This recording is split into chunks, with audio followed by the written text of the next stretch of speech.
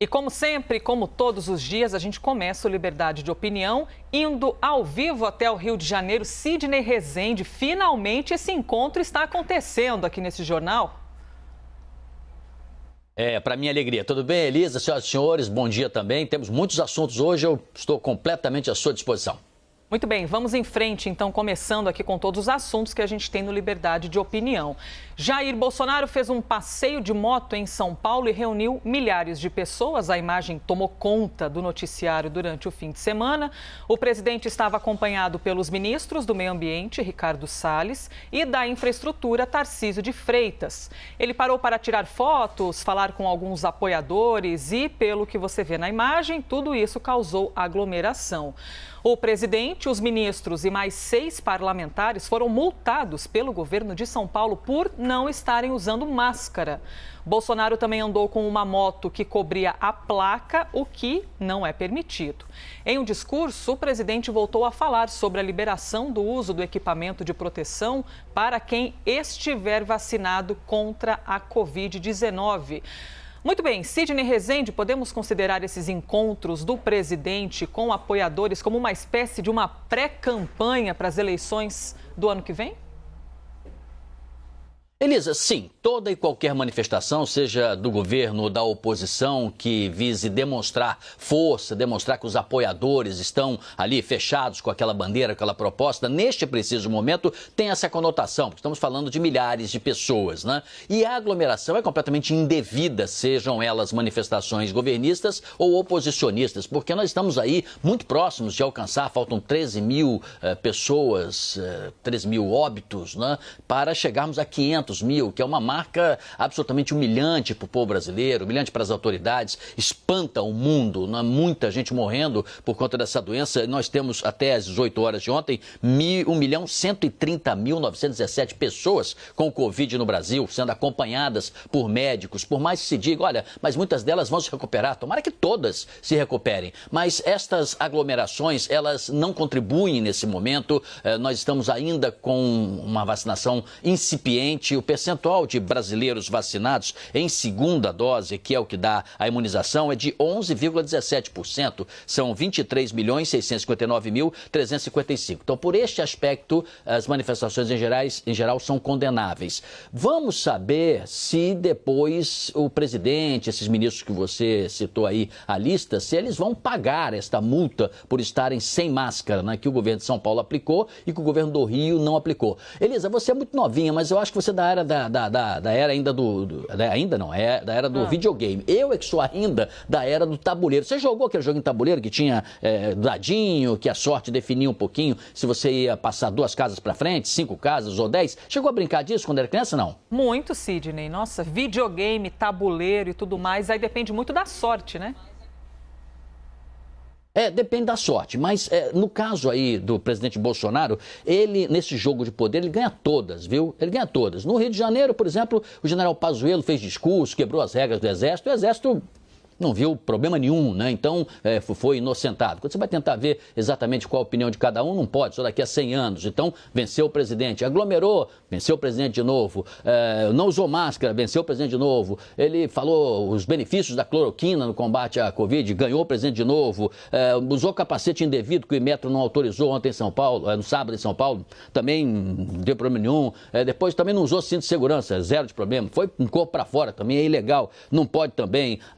Alguns pediram intervenção militar, não pode também. Então o presidente, ele ganha tudo, ele joga o dadinho lá dele e ganha tudo. Agora, o problema é que você, ao praticar esses pequenos delitos, como você citou, usar uma motocicleta com a placa lá tapada, tal, tudo isso não é que só cria sinais, são infrações de trânsito, são desordens, não respeita muito a ordem e progresso da bandeira, né? E vai praticando, e vai fazendo, e não tem punição, e não tem muito quem diga que não pode. E isso tudo cria no país aquele sentimento de que nós vamos desobedecendo as normas, as regras, as leis, e está tudo bem. Então, isso eu acho profundamente complicado. Você veja que, em relação ao Pazuello que eu citei agora há pouco, o comandante da Força Aérea, Carlos de Almeida Batista Júnior, ele tem se expressado no Twitter, por exemplo, pró-Bolsonaro, pró-presidente, declara o voto também para uma deputada bolsonarista. Ou seja, tudo isso vai quebrando a ordem, quebrando a disciplina, quebrando quebrando as regras.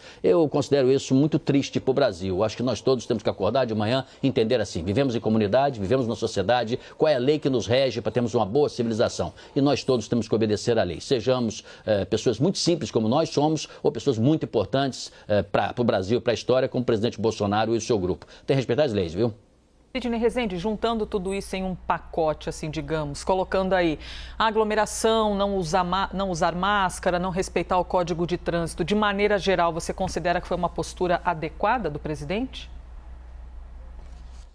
Adequada? Qual postura? Desobedecer isso tudo? Completamente inadequada. Do ponto de vista de força política, já sabemos que ele tem força política. O presidente Bolsonaro é um adversário no ano que vem muito difícil de ser batido. Até eu acho muito curioso que a oposição, por mais que aparentemente em palavras compreenda isso, não tenha caído a ficha ainda. Porque quando nós passarmos no segundo semestre, e esperamos que passemos isso o mais rapidamente possível, que é imunizar a população, Elisa, nós vamos ter aí uma volta gradual da economia, porque é uma transição para a normalidade. E o Brasil e o mundo todo sabe que nós temos uma economia que está retesada, ela está segura. Quando você começa a liberar, a criar um certo sentimento de transição para a normalidade, a economia ela vai subir. No mundo todo vai ser assim. O Brasil vai ter na economia bons resultados, talvez já no final deste ano e no ano que vem, justamente por conta desta pressão toda. Não uma economia que seja suficiente no seu crescimento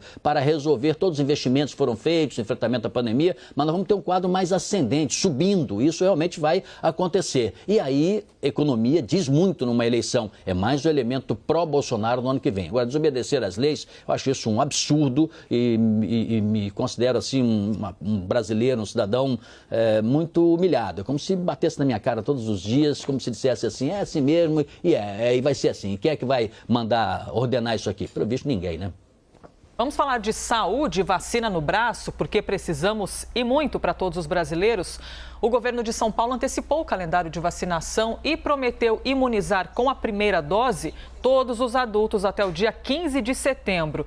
Com essa antecipação, pessoas de 50 a 59 anos vão começar a ser vacinadas a partir de quarta-feira e maiores de 40 anos ainda no mês de junho. Segundo o governo paulista, o avanço é planejado com base em remessas de vacinas que estão previstas pelo PNI, o Programa Nacional de Imunização. O ministro da Saúde, Marcelo Queiroga, respondeu no Twitter sobre esse anúncio do governo de São Paulo e disse, você vai acompanhar aí com a gente, com as doses enviadas pelo governo federal por intermédio do Ministério da Saúde, a população do estado de São Paulo estará imunizada até setembro com a primeira dose da vacina contra a Covid-19. João Dória respondeu: quanto recalque, ministro. Bom domingo e uma ótima semana. Por aqui, vacinando. Esses foram os dois posts, então, do ministro da Saúde e também a resposta do governador do estado. Sidney Rezende, existe estrutura e doses suficientes para cumprir esse calendário? Estrutura, ela existe, sempre existiu e o Brasil é campeão nessa matéria. Devemos nos orgulhar do SUS e devemos nos orgulhar com o profissional de saúde que durante muito tempo se dedicou também para isso ser realizado e as autoridades do passado. Ponto. Isso é verdade. Agora, com relação a vacinas, isso de fato depende da chegada de insumos, depende da chegada de remessas. Com essa afirmação do governador Dória, vamos dividir em duas partes. A primeira delas, o governador de São Paulo foi muito importante quando acelerou negociações com o laboratório chinês Sinovac, quando possibilitou e lutou muito para isso, para que a Anvisa desse um sim, autorizasse a utilização da Coronavac.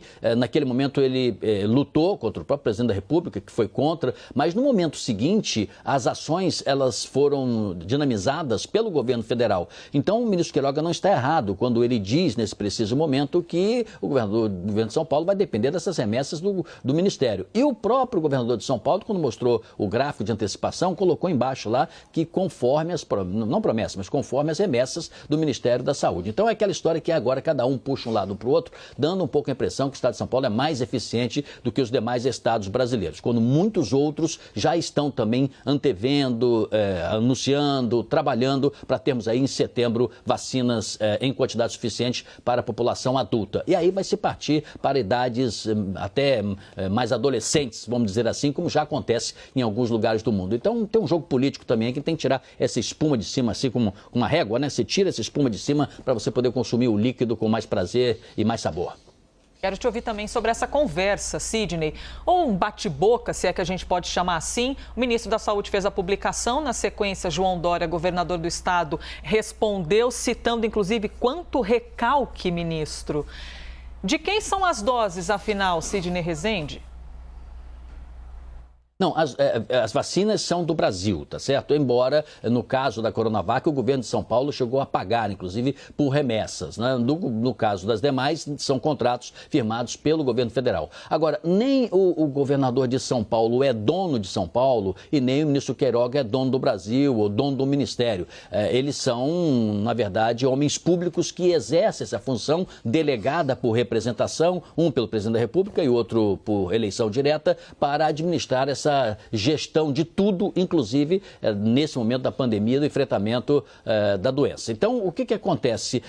Eles às vezes dizem, eu vacinei, eu vou fazer. Não, eles não vão fazer, nem pessoalmente vão fazer, né? Eles são responsáveis por administrar. Se amanhã tiver alguma ausência, alguma necessidade, alguma viagem, né? Os substitutos, o vice-governador ou o secretário executivo do ministério assumirão o posto e vão tocar. Então, esse tipo de discussão, blá, blá, blá, é meio cansativo, né? Nós queremos agora menos esse tipo de querela política e mais ação objetiva. E as coisas estão começando a avançar um pouco mais e deveriam avançar com mais velocidade ainda. Tomara que em setembro, no máximo outubro, nós já temos 75% da população vacinada, que é o que interessa. Vou levar agora a nossa conversa, o nosso Liberdade de Opinião, para dentro do STF. Os ministros do Supremo Tribunal Federal, Ricardo Lewandowski e Alexandre de Moraes, decidiram manter a quebra de sigilo telefônico e telemático do ex-ministro da Saúde, Eduardo Pazuello, e também do ex-ministro de Relações Exteriores, Ernesto Araújo. Também foram indeferidos os pedidos da secretária do Ministério da Saúde, Mayra Pinheiro, e da coordenadora do Plano Nacional de Imunização, a Franciele Fatinato. Essa quebra do sigilo foi aprovada na última quinta-feira em uma sessão da CPI da pandemia. Nesta semana estão programados os depoimentos do secretário de Saúde do Amazonas, o Marcelo Campelo, também do ex-governador do Rio de Janeiro, Wilson Witzel, e do empresário Carlos Wizard. Sidney Rezende, nos conte, qual a sua opinião sobre a decisão dos ministros do STF? Normal, é uma decisão, apesar de nos chocar um pouco, porque imagine cada um de nós no lugar desses que foram aí arrolados, né? Você ter seu sigilo quebrado é algo muito complicado, muito constrangedor, mas está dentro do que eu chamo de normalidade pelo seguinte, vou pegar emprestado aqui o que disse o ministro Alexandre de Moraes. As CPIs, em regra, Elisa, têm os mesmos poderes instrutórios que os magistrados possuem durante instrução processual penal. Ou seja, uma comissão parlamentar de inquérito tem condições legais para fazer esse tipo de pedido. Agora, um detalhe que foi bastante explicitado, inclusive pelo ministro Lewandowski, porque Alexandre de Moraes e Lewandowski, eles acabaram opinando e decidindo, né, por questionamentos de pessoas diferentes, se poderia ou não a CPI ter essa autorização que acabou tendo. Ele diz o seguinte, principalmente o Lewandowski, cuidado, alerto, que não é para você pegar os dados pessoais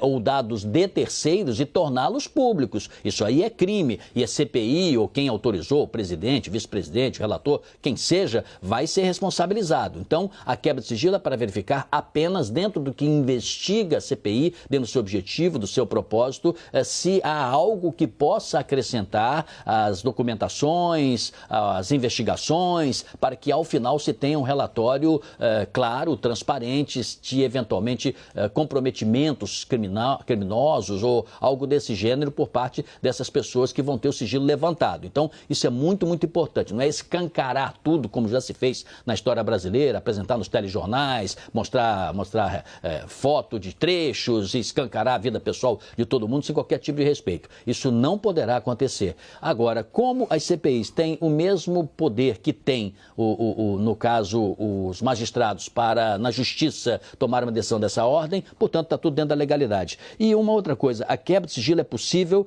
porque direitos e garantias individuais não podem ser utilizados como um verdadeiro escudo protetivo da prática de atividades ilícitas, diz o ministro Alexandre de Moraes. Eu acho que ele está certo. Próximo tema aqui em nosso Liberdade de Opinião, os líderes dos 7 países mais industrializados do mundo anunciaram que pretendem doar 1 bilhão de doses de vacinas contra a Covid-19, isso até o fim do ano que vem, 2022. A doação será feita aos países mais pobres por meio de financiamento ou também pelo COVAX Facility. O G7 também fez um apelo para um novo estudo sobre a origem da Covid-19 e que inclua a China. Pequim já havia se recusado a participar de um relatório inicial. Sidney, qual a sua opinião, sobre esses planos anunciados pelo G7?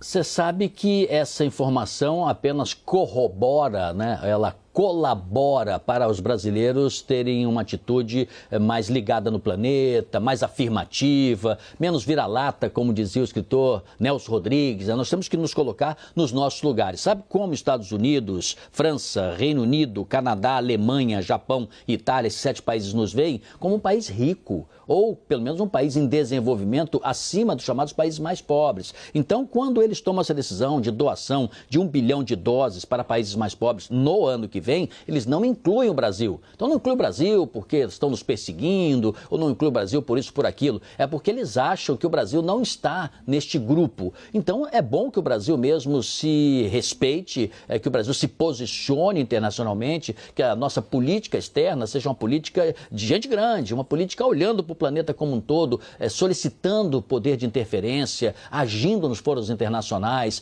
Nós temos que parar um pouco com esse sentimento de que tem as pessoas e os países têm que nos ajudar. Nós temos que nos ajudar. E eu já disse isso em outras ocasiões, Elisa, com o Colombo aí apresentando, que não vence no mundo atual necessariamente o mais rico, o mais militarizado, o que tem mais influência aparente de mídia ou coisa assim. Vence o país mais organizado. Então nós não estamos nessa lista porque eles não nos consideram países pobres. E nesse sentido, alguns países da Ásia e da África e da América Central certamente vão ser incluídos porque eles consideram que esses países não têm saúde financeira para vacinar a sua população. E como nós estamos todos unidos numa aldeia global só, não adianta só uma parte estar vacinada e outra não, Porque o vírus vai continuar e certamente teremos nos próximos anos que fazer uma nova vacinação coletiva da população para enfrentar esse vírus e as suas variações.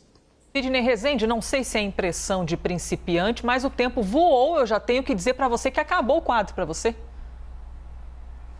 É verdade, é verdade. Correu um pouco ansioso, porque os temas são palpitantes, E é um prazer trabalhar com você, Elisa. Amanhã estaremos de volta. Muito bem, obrigada, Sidney. Bom dia.